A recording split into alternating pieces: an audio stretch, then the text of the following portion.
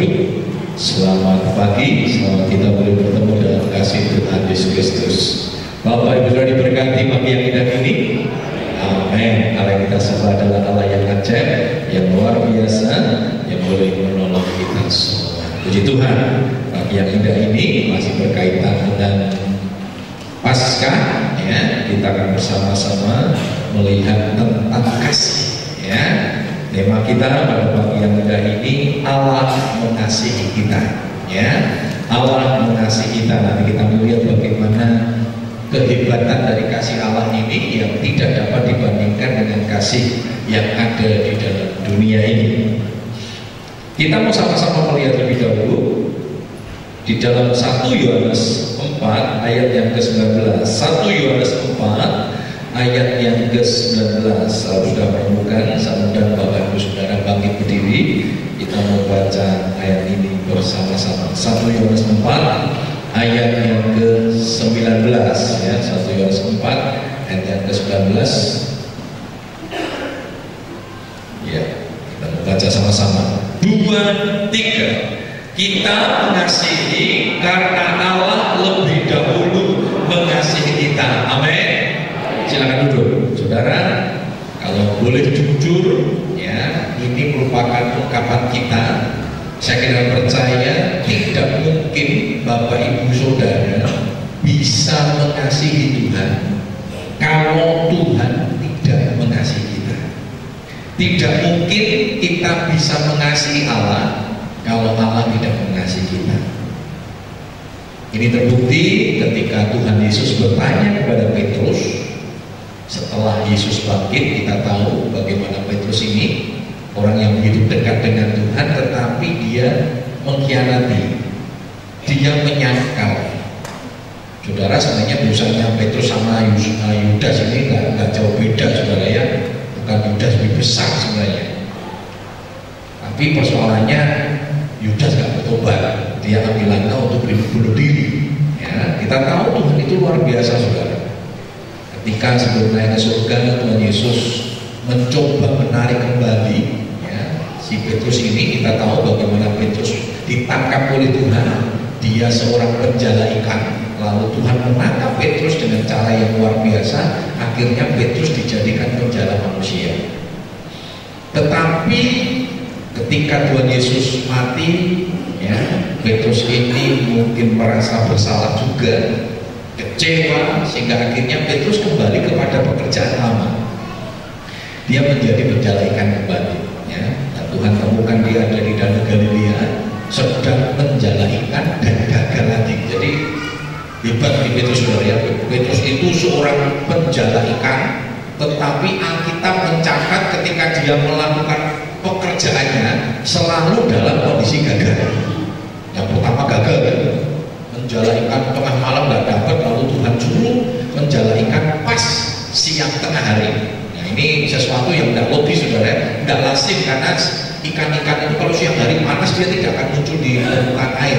Biasanya munculnya itu kalau malam karena permukaannya nggak panas, saudara, dia ada di permukaan begitu. Nah, sama, saudara, kondisinya sama pada waktu itu. Petrus sedang gagal menjala ikan, dia nggak dapat apa-apa. Lalu datang Tuhan berkata, ayo Petrus, kita menjala ikan. Peristiwanya sama dengan pada waktu Yesus menangkap Petrus, saudara, ya. Dan sama, tebarkan jalanmu. Dengan posisi yang sama kembali, akhirnya si Petrus boleh mendapatkan ikan yang begitu banyak.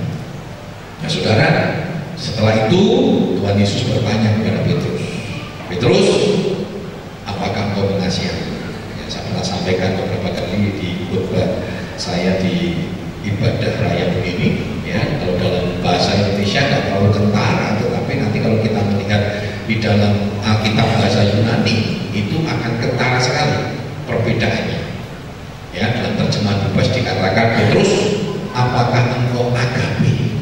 Jadi Tuhan itu bertanya agape. Kita tahu ada 4 macam kasih, ya, 4 macam kasih di dalam Yunani, dalam bahasa Yunani, dan itu memiliki tingkat kualitas yang berbeda.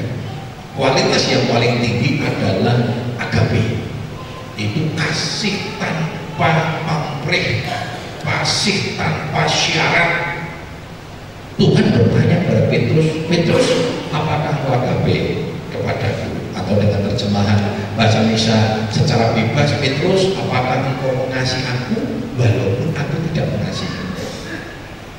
Tuhan bertanya agape, tapi jawabannya Petrus berkata, Tuhan, engkau tahu aku mengasihimu. Tetapi dalam bahasa aslinya dikatakan, Tuhan, engkau tahu aku filio kepadamu. Yang ditanya agape juga, tetapi dia jawabnya filio. Dia berkata, Tuhan, aku tidak mungkin mengasihimu kalau engkau tidak terlebih dahulu mengasihi aku. Karena filio itu kasih persahabatan, kasih apabila, ya, apabila suamiku mengasihi aku, maka aku akan mengasihi. Nah gitu sudah ya, suami istri kan begitu. Kenapa seringkali terjadi persoalan? Karena sang suami atau sang istri sudah mulai tidak mengasihi lagi, sehingga merasa sang istri yang tidak dikasih suami, wah gak bisa terima. Karena mereka hanya sebatas filio saja. Nah ini yang disampaikan oleh Tuhan. Lalu Tuhan tanya lagi pertanyaan yang kedua, Petrus, apakah engkau agape? Apakah engkau mengasihi aku walaupun aku tidak mengasihi? Di pertanyaan yang kedua, Petrus menjawab lagi, tetapi dia tidak jawab dengan agape, tetapi dengan filio. Tuhan, engkau tahu aku filio kepadamu. Tuhan, engkau tahu aku tidak mungkin mengasihimu kalau engkau tidak terlebih dahulu mengasihi. Pertanyaan ketiga ini yang membuat Petrus menangis. Karena Tuhan tidak lagi bertanya agape, tapi dia turunkan kualitasnya. Dia bertanya, Petrus, apakah engkau mengasihi aku? Petrus, apakah engkau mengasihi aku karena aku mengasihi? Dan Petrus menjawab dengan menangis, Tuhan, engkau tahu aku filio, aku tahu, engkau tahu Tuhan, aku tidak mungkin mengasihi kalau engkau tidak mengasihi aku. Kenapa saudara? Jangankan agape, filio pun Petrus tidak sanggup berikan, karena Petrus mengkhianati Yesus. Petrus menyangkal Yesus. Tapi dahsyat saudara, walaupun Petrus menyangkal Yesus, kasih Tuhan tidak berubah. Saudara, kalau kita berkata jujur apa yang diungkapkan oleh Petrus, saya tidak percaya itu merupakan kondisi kita yang sesungguhnya. Saudara dan saya tidak mungkin bisa mengasihi Allah. Saya tidak mungkin bisa mengasihi Allah kalau Allah tidak mengasihi saya terlebih dahulu. Allah tidak menyatakan kasihnya yang begitu hebat itu kepada kita. Nah, mari kita bersama-sama melihat apa sih kehebatan kasih Allah ini. Apa yang membedakan kasih Allah dengan kasih-kasih yang ada di dalam dunia ini, atau mungkin kasih yang kita miliki. Saudara, yang pertama kehebatan kasih Allah ini adalah kasih Allah itu bagi semua orang. Saudara, jangan pernah berpikir bahwa Allah itu hanya mengasihi kita orang-orang Kristen. Tidak. Allah mengasihi semua orang. Satu-satunya Allah bagi sebuah agama yang tidak eksklusif, yang tidak egois, hanya Allah kita. Betul nggak saudara? Agama-agama lain kan berkata Allah itu yang mengasihi agamanya saja, saudara. Orang-orang yang melakukan agamanya saja atau memiliki agama tertentu itu. Tetapi Allah kita mengasihi kepada seluruh manusia, semua agama, semua suku. Allah mengasihi. Nah ini hebatnya saudara. Belum pernah ada. Maka ada lagu ya, belum pernah ada kasih di dunia sanggup menerima diriku apa adanya. Oh, luar biasa saudara. Salah, enggak betul saudara ya. Dan satu-satunya Allah, enggak ada sudah di dunia. Coba kita lihat sama-sama. Makanya kita tidak boleh ego saudara ya, merasa sepertinya Allah itu hanya cinta sama kita orang Kristen. Enggak saudara. Allah juga cinta kepada semua orang, termasuk ISIS. Tuhan juga cinta. Tuhan juga menangis saudara. Tuhan juga menangis bukan hanya untuk orang-orang yang dibunuh ISIS, tetapi Tuhan juga menangis untuk ISIS itu saudara. Kenapa? Karena Tuhan mau semua diselamatkan. Kita perlu doakan. Mungkin orang-orang yang menyakiti kita, Tuhan juga menangis saudara. Masih ingat pada waktu Yesus mau masuk di taman mau masuk kota Yerusalem ya? Karena pada waktu itu kita tahu orang-orang Israel menolak Yesus. Bahkan pada akhirnya orang-orang Israel membunuh Yesus. Yang membunuh bukan orang Romawi saudara, Orang Romawi itu dipaksa untuk melaksanakan, karena hukumnya hukum Romawi sudah. Salib itu hanya di bawah hukum Romawi. Maka Pilatus cuci tangan. Bisa bayangkan itu. Yesus datang secara khusus, yang dipahami oleh mereka secara khusus datang untuk orang Israel, tetapi dia ditolak. Maka waktu dia masuk ke kota Yerusalem, dia menangis dan berkata, tidak akan ada itu batu yang akan tersusun rapi, semua akan digulingkan, semua akan terserah. Artinya kota Yerusalem akan dihancurkan oleh Tuhan, dan itu terjadi. Tahun 70 jenderal itu menghancurkan, membombardir Yerusalem. Orang Israel tercerai-berai, diaspora kemana-mana, hilang dari muka bumi ini sebagai sebuah bangsa. Tuhan menangis. Dia nggak sakit hati. Bahkan dia ketika disalibkan dia masih berkata, Tuhan ampuni mereka, ampuni mereka. Orang-orang yang menghancurkan Yesus, bahkan membunuh Yesus, Tuhan masih berdoa, Tuhan ampuni. Kenapa? Kasihnya dahsyat sekali. Ini kasih yang luar biasa. Ini kasih yang hebat. Bahkan ketika anak buahnya, murid-muridnya mencoba membela dia saja, Tuhan Yesus marah. Masih ingat ketika itu Petrus coba membela dengan cara memotong telinga kanan, telinga kanannya Malkus. Saudara, kalau saudara sudah ditangkap, saudara ya, lalu ada orang membela, enggak saudara? Bahkan sekarang kan modelnya gitu, saudara ya, tokoh-tokoh itu mau ditangkap, anak buahnya ditaruh garis depan supaya membela dia. Itu pun diperintahkan. Bangga. Tapi Yesus tidak. Dia marah sama itu, sangat. Maka dia masih menolong Markus yang mau menangkap dia. Jangan percaya, saya nggak tahu nih ya, saya belum menemukan cerita selanjutnya tentang Markus ini, apakah Markus yang ini bertobat atau tidak. Dahsyat sekali. Mari kita lihat sama-sama dalam Yohanes 3:16. Yohanes 3:16 dikatakan demikian. Perhatikan, karena begitu besar kasih Allah akan dunia ini, bukan dikatakan karena begitu besar kasih Allah akan orang Kristen, tapi akan dunia ini, sehingga Ia telah mengaruniakan anaknya yang tunggal, supaya setiap orang, perhatikan, setiap orang yang percaya kepadanya tidak binasa, melainkan beroleh hidup yang kekal. Jadi kasihnya itu diberikan kepada semua orang. Keselamatan itu dicurahkan kepada semua orang, semua bangsa, semua suku bangsa. Walaupun tidak semua orang percaya, karena keselamatan itu syaratnya dia harus percaya. Kalau nggak percaya tidak selamat. Tetapi bukan berarti kasihnya tidak diberikan. Semua orang berhak mendapatkan kasih Tuhan. Ini kehebatannya, saudara. Jadi kasih Allah itu bukan melulu menjadi miliknya orang Kristen. Banyak kita ini sepertinya Allah itu hanya milik kita, saudara. Tuhan Yesus itu hanya milik kita, tidak. Bahkan kalau ada orang yang jahat kepada kita, kepada anak Tuhan, kepada orang Kristen, pada gereja, betapa kita ini membenci. Padahal tidak seperti itu. Yesus tidak pernah membenci. Ingat Paulus kan tidak dibenci sama Tuhan, diselamatkan ya dengan cara yang ajaib. Walaupun orang-orang Kristennya nggak bisa terima, pada waktu itu belum bisa terima. Petrus, Yohanes, murid-muridnya nggak bisa terima, karena mereka melihat dengan mata kepala sendiri bagaimana Paulus ini begitu semangat menjadi tokoh untuk menghancurkan orang-orang Kristen. Juga nggak bisa langsung diterima, sudah dia diasingkan dulu di Mesir oleh Tuhan, ya, belajar dulu, dipersiapkan dulu waktu dia datang ke sidang Yerusalem gitu ya. Kalau sekarang mungkin majelis pusat gitu, saudara ya, itu nggak bisa langsung diterima, nggak bisa. Tidak ada. Walaupun Tuhan sudah ampuni, ya itu wajib dosa, saudara ya. Wajib dosa kan begitu, saudara ya. Kasih Allah itu sudah disebut, sudah disampaikan.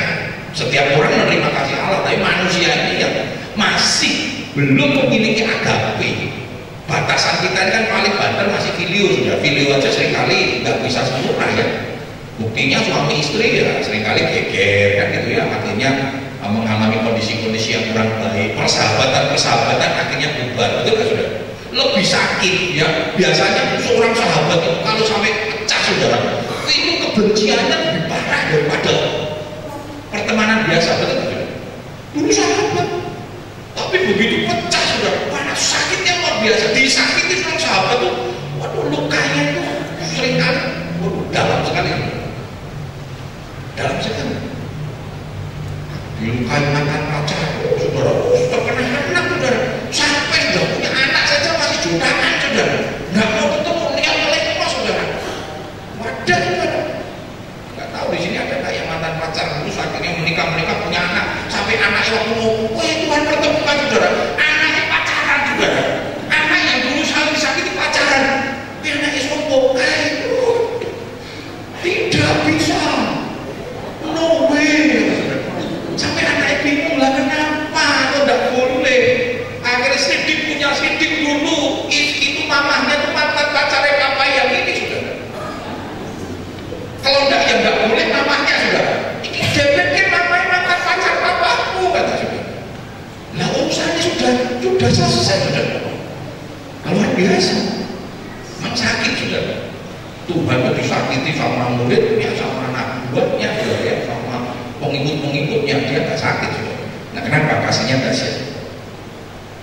Nah saudara, kasih Tuhan itu dinyatakan bukan hanya untuk orang Kristen. Buktinya apa saudara? Dalam Matius 5 ayat 45 ya. Matius 5 45 dikatakan demikian. Karena dengan demikianlah kamu menjadi anak-anak Bapamu yang di surga, yang menerbitkan matahari bagi orang yang jahat dan orang yang baik, dan menurunkan hujan bagi orang yang benar dan orang yang tidak benar. Amin. Loh, saudara kan nggak mungkin karena saudara jahat mataharinya untuk kita tuh nggak ketok saudara. Bagi yang jahat nggak ketok, bagi yang bener-bener tok jadi ketok saudara ya. Wah ini bersinar di pastoring, berarti saya bener pastoring tok saudara. Cuma hati ternyata mendung abe saudara, balik kok saudara. Lo Tuhan nggak seperti itu saudara. Diberikan, dicurahkan hujan yang mendung abe saudara. Nggak ada yang baik kok hujan terus saudara ya. Di sana nih Tuhan. Begitu lihat, oh di sana nggak hujan, bisa berpatokan. Oh dosa mesti, kiwong jahat ini. Ya ternyata nggak pernah dikasih hujan kan? Nggak seperti itu. Semua dikasih, termasuk nafas. Saudara bisa bernafas, oksigen itu kita bisa hirup saudara. Semua sama. Mau baik itu pendosa, mau orang bener dikasih sama Tuhan. Ini membuktikan bahwa Tuhan itu mengasihi kepada semua orang, tidak berkecuali. Selanjutnya saudara, kehadiran Yesus ke dalam dunia pun itu untuk semua orang. Yesus hadir bukan hanya untuk segelintir orang, tetapi untuk semua orang, semua bangsa. Bahkan dikatakan Lukas 2 ayat 10 hingga 11 dikatakan demikian. Ya, ini berita Natal saudara ya. Sesungguhnya aku memberitakan kepadamu kesukaan besar untuk seluruh bangsa. Bukan hanya untuk orang Israel, tetapi untuk seluruh bangsa, termasuk bangsa Indonesia saudara. Bersyukur saudara, kita ini dulu kafir saudara. Kita ini kalau mengikuti Yudaisme, agamanya orang Yahudi, kita ini kafir, orang Israel saudara. Orang Indonesia ini kafir saudara. Dikatakan hari ini telah lahir bagimu juru selamat, yaitu Kristus Tuhan di kota Daud. Bersyukur. Coba kalau Tuhan nggak cinta sama bangsa, kita nggak selamat saudara. Indonesia nggak masuk itu kan saudara. Tapi Tuhan cinta bangsa. Buktinya apa saudara? Masih ingat ya, selalu saya sampaikan ya. Pada waktu kelahiran Yesus, bukan hanya gembala-gembala saja yang datang kepada Tuhan. Bukan hanya gembala-gembala saja yang datang diberitakan tentang kelahiran Yesus. Gembala-gembala ini mewakili orang-orang Israel, tetapi ada orang-orang Majus yang notabene itu adalah orang kafir, orang Aram, orang yang tidak percaya pada Yehova. Tetapi Allah menyatakan dirinya kepada mereka juga. Berita itu juga diberitakan pada orang-orang kafir saudara. Bukan dengan kitab Yudaisme, bukan dengan kitab Taurat, tetapi dengan kitab-kitab mereka. Nah ini membuktikan Allah itu mengasihi, mau semua orang itu selamat saudara. Karena itu kalau ada orang yang saat ini belum selamat, saudara punya hati seperti Yesus menangis untuk mereka. Kita punya tetangga yang jahatnya luar biasa, tidak percaya sama Yesus, jangan didunaki, cepat mati saudara. Tapi didoakan supaya dia selamat. Punya istri, punya suami yang belum kenal sama Tuhan. biasa. Seneng main tangan, jangan dijualkan supaya stroke, saudara. Lu ada loh, saudara. Ada yang begitu. Oh buana, biar suami itu stroke katanya. Lah maksudnya, ada stroke kan racun ampuni katanya. Doakan juga bertobat. Karena kasih Tuhan juga untuk suami kita, kasih Tuhan juga untuk istri kita, orang tua kita, anak-anak kita, bahkan orang-orang yang ada di sekitar kita, orang-orang yang ada di kota Salatiga ini. Kita doakan supaya mereka juga mendapatkan keselamatan.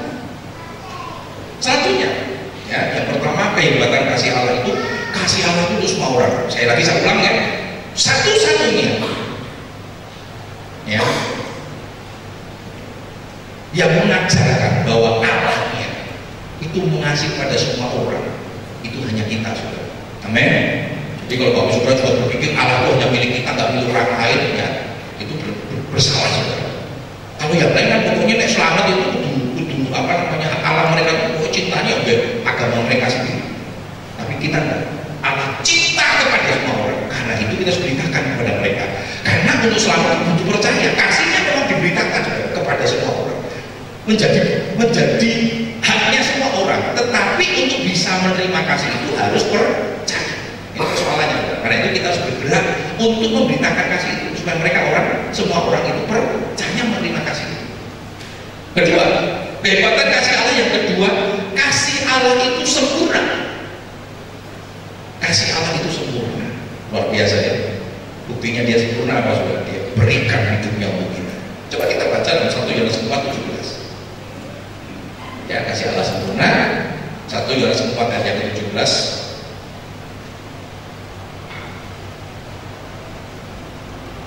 Akan bacakan dengan firman Tuhan. Dalam hal inilah kasih Allah sempurna di dalam kita, yaitu kalau kita mempunyai keberanian percaya pada hari penghakiman, karena sama seperti Dia kita juga ada di dalam dunia ini. Amin. Kalau kita punya keberanian untuk percaya kepada Tuhan, percayalah kasih Allah itu sempurna. Sempurna ini artinya utuh, lengkap, tidak separuh-separuh, tidak setengah-setengah. Waktu Tuhan mengasihi kita, Dia tidak setengah-setengah, Dia tidak setengah hati, Dia utuh, hidupnya Dia berikan sepenuhnya kepada kita. Maka sampai nyawanya pun Dia berikan untuk kita. Pertanyaannya juga ya, jadi kasih yang terbesar itu membuktikan Dia mau berkorban nyawa untuk orang lain, untuk orang yang dikasih. Dan kok saya sangat yakin tidak ada satu orang pun di dunia ini yang mau berkorban dengan rela untuk orang lain. Tapi Tuhan berikan itu kepada kita. Dia untuk sempurna, nyawanya pun diberikan untuk kita. Kasihnya apa sih yang diberikan sama Tuhan kepada kita? Maka seringkali saya katakan ya, jangan takut dengan masalah kebutuhan hidup, masalah masa depan, ya, masalah keuangan, masalah ekonomi. Seringkali kita takut. Jangan takut juga. Wong nyawanya saja Tuhan berikan untuk kita. Apalagi masalah-masalah kebutuhan hidup, masalah-masalah keuangan, masalah-masalah persoalan-persoalan yang kita hadapi masa depan, Tuhan berikan. Nyawanya saja Dia berikan juga. Apalagi masalah-masalah yang lain, kita nggak mau tahu. Maka Tuhan katakan ya dalam Matius 6:25, jangan kamu khawatir. Yang ngomong Tuhan saja kita masih khawatir. Berapa banyak kita khawatir, dan khawatir. Banyak manusia itu hidupnya dipenuhi dengan kekhawatiran. Bensin naik khawatir. Ya biarkan lah saudara, bensin naik khawatir. Ya kalau memang khawatir ya sudahlah. Kalau biasanya naik motor jalan kaki malah sehat, kan itu sudah betul. Kok senyum semua saudara ya.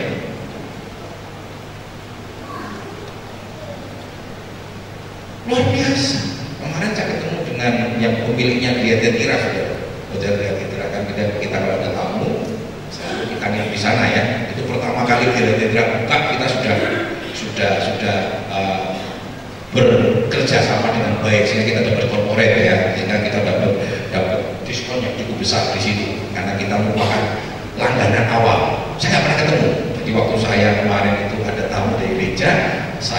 selesaikan pembayarannya, lalu staf-stafnya saya bilang, Pak Agus tunggu sebentar, ini yang pemiliknya ada di sini, kita ketemu ya, harus ketemu ngobrol-ngobrol saudara.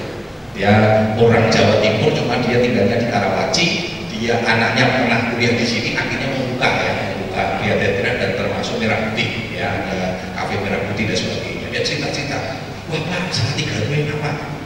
Saya kalau kesini supir saya suruh nganggur, saya tidak izinkan dia nganter saya pakai mobil, saya maunya jalan kaki kemana-mana. Luar biasa, sebab di Jakarta nggak bisa jalan kaki, itu sudah berapa jalan kaki di Jakarta, sudah di trotoarnya Jakarta itu dipakai jualan kaki, pedagang kaki lima. Lalu yang kedua, biasanya buat lewat motor-motor. Jadi kalau jalan kaki di Jakarta sudah nggak bisa, sudah mikir kanan kiri, di desel-desel sudah. Dan dia bersyukur sudah, saya di sini mau jalan kaki, yang punya mobil minta jalan kaki, yang jalan kaki mau minta mobil. Itulah hidup sudah. Itulah hidup. Ya, karena itu mari nikmati saja sudah ya, nikmati. Ya, jangan takut. Wong Allah itu mengasihi dengan sempurna. Apa yang menjadi kepatuhan kita hari ini? Masih kan ya, firman Tuhan, jangan takut masalah kematian. Mati sudah urusan Tuhan, sudah nggak punya otoritas atas kematiannya kok. Kalau saudara dulu punya otoritas atas kematian saudara ya, misalnya begini, nek jatah mati itu sudah dibayar itu mundur gitu saudara ya. Nek bayar untuk mundur setahun, waduh langsung saja invest 200 juta gitu saudara ya. Apa mundurnya 200 tahun, bayangkan sudah mundur 200 tahun itu, bosan saudara. Begitu dibayar diizinkan 200 tahun saudara, ternyata bosan diminta lagi, nggak bisa, sudah terlanjur kamu kasih 200 tahun ya hidup jalan saja 200 tahun. Nah repot saudara, kalau hidup seperti itu repot ya. Jadi hidup nggak seperti itu. Kematian Tuhan punya otoritas. Kematian itu sebuah kepastian. Masih ingat ya, sampaikan ya, mati itu pasti, nggak ada yang nggak pasti, tapi sesuatu yang bersifat pasti ya, seringkali nggak tahu. Ada dulu tebak-tebakan saudara ya, saya pernah ingat dikatakan begini, yang membuat tidak memakai, yang memakai tidak tahu, yang tahu tidak mau. Apa itu saudara? Peti mati ya.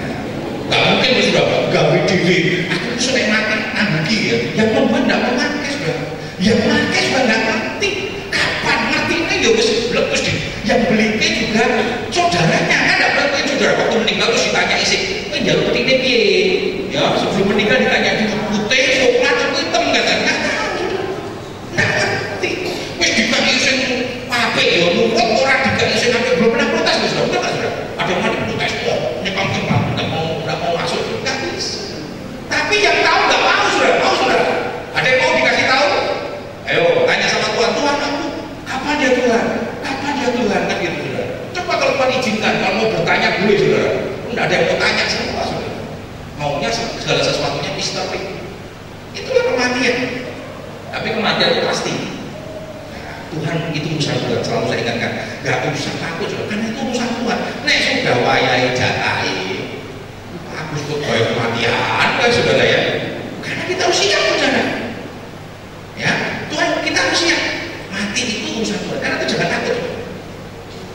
Ya, takut apalagi kemarin masalah kebutuhan hidup, sakit penyakit. Ya, sakit penyakit mau usah takut saudara. Mau sakit penyakit itu kita yang tentukan sendiri, betul nggak saudara? Kita kan gitu saudara. Hidupnya acak-acakan, hidupnya nggak beraturan. Nanti nek loro stres, jalur ke Tuhan, tolong Tuhan, nanti nek tidak dibukan kan marah.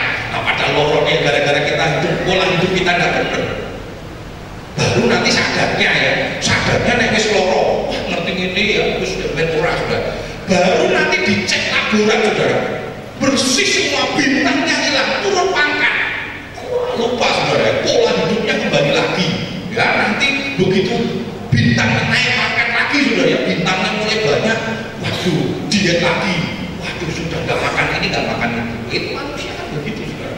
Begitu labnya naik turun pangkat lagi, lagi ya, pokoknya semua makanan itu sudah enaknya cuma di sini saudara, betul nggak ya? Itu silang saudara ya. Tapi ya luar biasa, makanan itu memang membuat, waduh ya, manusia itu luar biasa saudara ya. Di mana-mana pusat makanan ya, di mana-mana tempat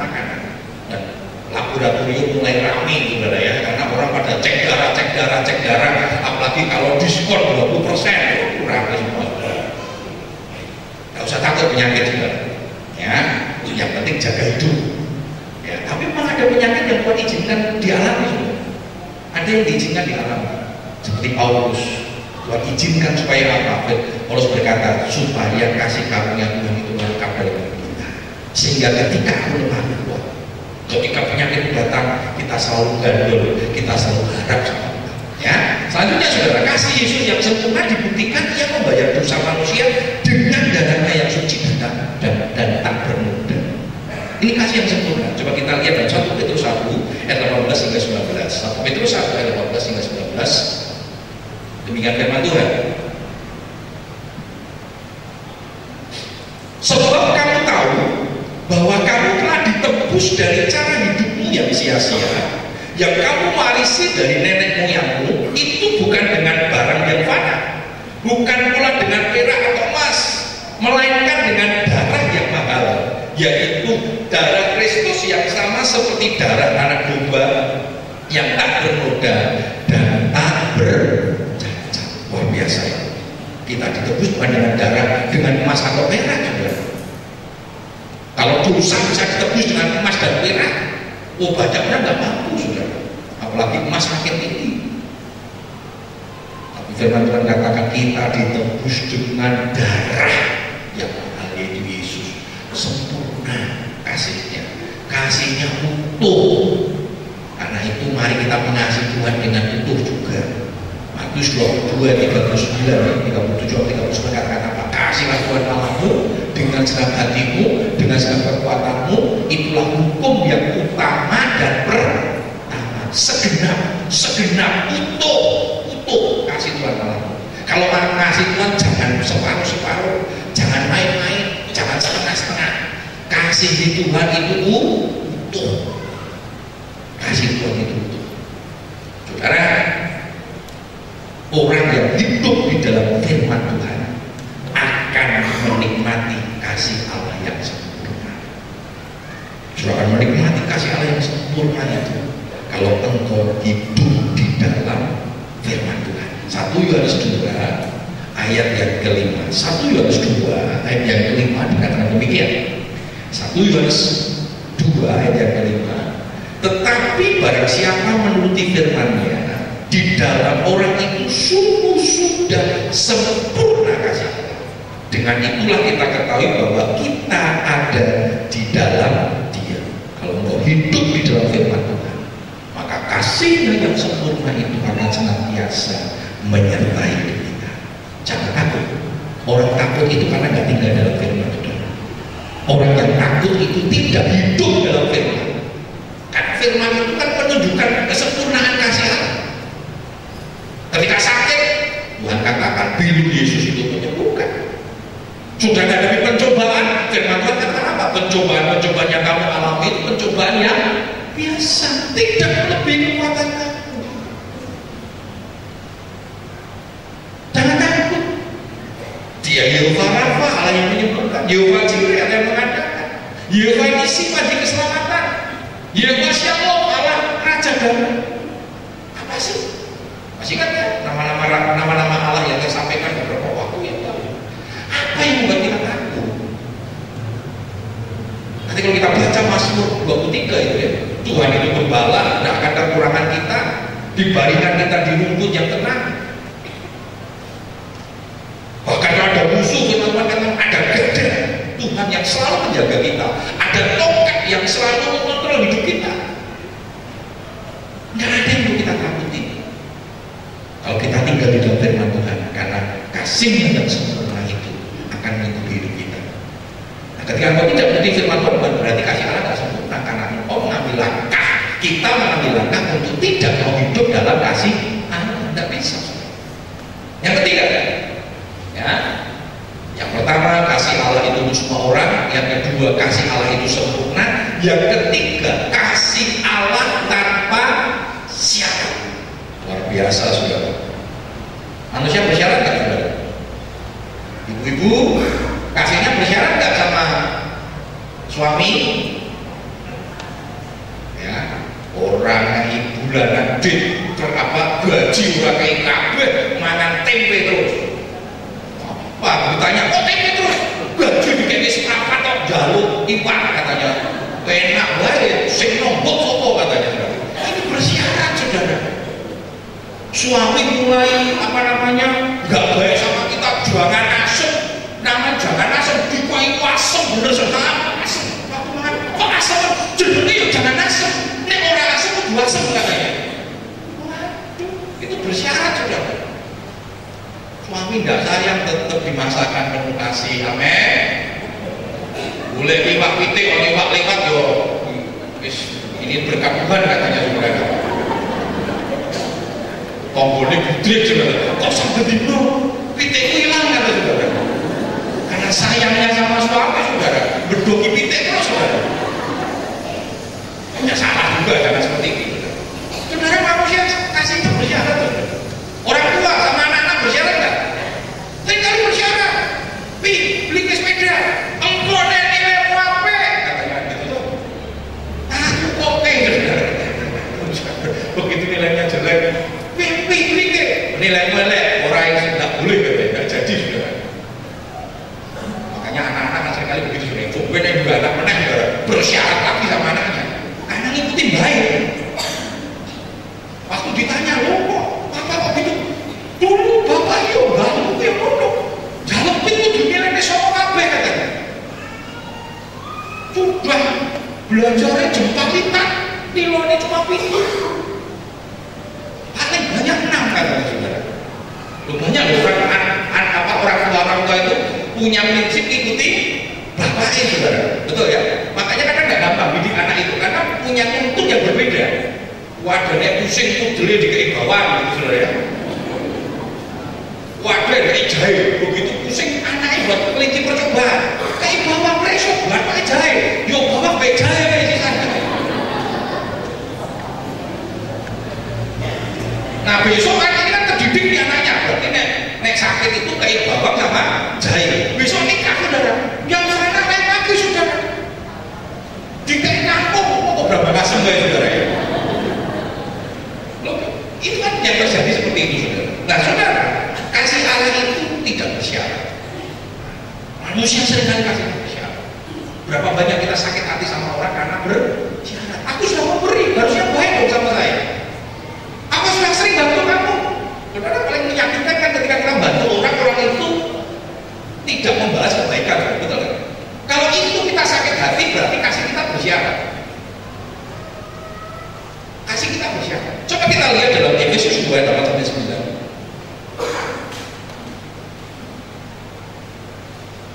Efesus 2 ayat 8-9 dikatakan demikian. Sebab karena kasih karunia kamu diselamatkan oleh iman. Itu bukan hasil usahamu, tetapi pemberian Allah. Itu bukan hasil pekerjaan. Jangan ada orang yang memegahkan diri. Perhatikan saudara, kita ini diselamatkan karena kasih karunia, bukan hasil usaha, bukan jeripaya. Kebaikan yang saudara berikan, saudara lakukan di dalam dunia ini tidak membuat saudara selamat. Tetapi kalau saudara berbuat baik, itu karena seharusnya saudara sebagai orang-orang yang menerima kasih karunia harus berbuat baik. Tetapi kalau sudah berpikir perbuatan baik saudara itu bisa menyelamatkan saudara, nggak bisa saudara. Coba ditimbang. Nggak mungkin bisa menyelamatkan. Jadi firman Tuhan katakan bukan karena hasil usaha, bukan. Tetapi kasih karunia. Kalau mau berbuat baik, yang memang seharusnya orang-orang yang menerima kasih karunia itu berbuat baik karena itu bentuk syukur kita kepada Tuhan.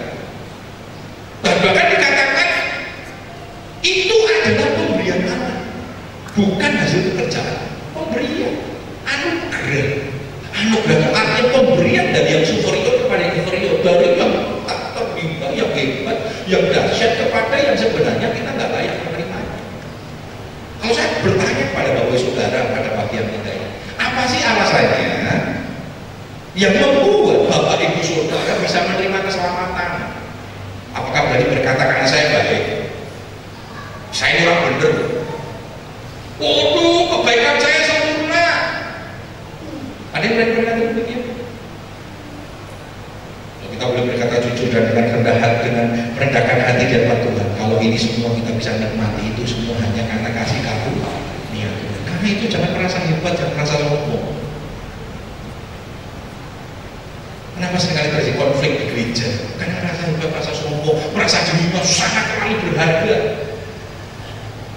sehingga rasanya tidak bisa disakiti, rasanya tidak bisa disentuh. Memang kita nggak bisa menyakiti juga. Andai kata toh saudara tersakiti, saudara ingat, engkau hidup karena kasih karunia. Engkau hidup karena kasih karunia. Dan engkau mendapatkan kasih Allah tanpa syarat. Karena itu jangan bersyarat. Belajar untuk kasih kita tidak bersyarat. Gampang kan? Gampang kalau kita melihat Yesus. Tidak gampang kalau kita selalu melihat diri kita sendiri. Ketika engkau disakiti, engkau selalu mengasihani diri sendiri ya. Aku siap sakit Gus. Diri kita sendiri yang selalu berkata kan, pesakit Gus, aduh, jangan ini mau disakiti. Loh, kalau kita selalu berkompromi dengan daging kita, saudara akan sakit. Tapi pandang Yesus, ketika kau pandang Yesus, siapa saya? Sopo isi aku sih? Gusti Yesus saja disakiti kan? Membalas kok. Dia terima itu dengan ucapan syukur. Bahkan dia mendoakan, siapa saya? Siapa saya? Apa saya lebih hebat dari Yesus sehingga tidak pantas disakiti? Saudara, Tuhan sudah memberikan kasih tanpa syarat. Tapi perhatikan saudara ya, kasih Allah itu tanpa syarat. Kasihnya tanpa syarat. Tetapi, nah ini harus hati-hati saudara. Untuk menerima berkat Allah itu bersyarat. Memang kasihnya tidak bersyarat saudara. Kasihnya diberikan. Nah orang yang hidup dalam kasih itu selalu melakukan firman Tuhan. Tetapi berkatnya bersyarat saudara. Nanti kita lihat ya. Kalau engkau menjadi muridku, engkau melakukan firmanku, apa saja yang kau minta, luar biasa saudara. Coba kita lihat sama-sama di dalam Ulangan 28 ayat 13 sampai 14. Ini salah satu ayat saja saudara, tapi banyak ayat. Kasihnya tidak pernah bersyarat, tetapi untuk mendapatkan berkatnya Tuhan itu ada kriteria yang harus kita lakukan dan kerjakan. Tuhan akan mengangkat engkau menjadi kepala dan bukan menjadi ekor. Engkau akan tetap naik dan bukan turun apabila engkau mendengarkan perintah Tuhan Allahmu yang kusampaikan pada hari ini, kau lakukan dengan setia, dan apabila engkau tidak menyimpang ke kanan atau ke kiri dari segala perintah yang kuberikan kepadamu pada hari ini dengan mengikuti Allah lain dan beribadah kepadanya. Luar biasa. Ini berkat yang Tuhan berikan. Kalau engkau tidak menyimpang ke kanan dan ke kiri, engkau hidup sesuai dengan firman Tuhan, maka firman Tuhan katakan apa? Engkau akan diberkati. Engkau akan naik, tidak turun saudara. Saudara lihat toko Alkitab.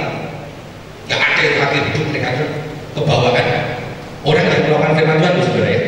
Ayo kita lihat, walaupun diizinkan menggandeng persoalan, tetapi ternyata persoalan itu membuat dia semakin naik, bukan semakin turun.